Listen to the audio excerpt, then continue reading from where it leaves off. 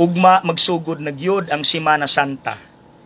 So kini akong ihatag is more of an information kung kinsa gyud ang gapatay ni Kristo. Gadako magudta nga ang Amahan sa langit maoy gabuot nga mamatay iyang anak. Wrong. Upat ka grupo ang responsable. Number 1, ang mga Pariseyo. Sila ang Bible scholars, sila ang bright. Pero nasuya, na insecure sila kay si Kristo, mas daghan ang maminaw, mas daghan ang sumusunod.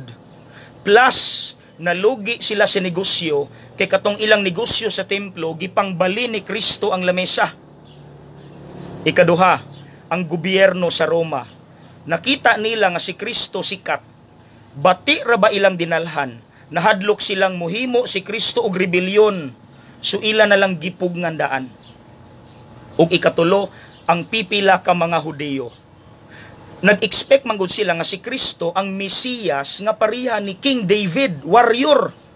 Sus kay si Kristo nagtudlo man og pasaylo, nadismaya kay sila mautong ilansang siya sa krus. Ug ang ikaupat, kita kay sige man tagkasala.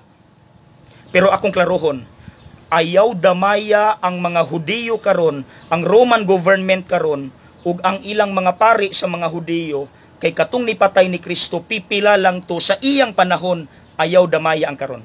Okay? So, katong mga igsuon, dili pagbuot sa Amahan nga mamatay iyang anak, kay walay ginikanan nga gusto nga mapunta ang iyang anak sa kadaot, di ba?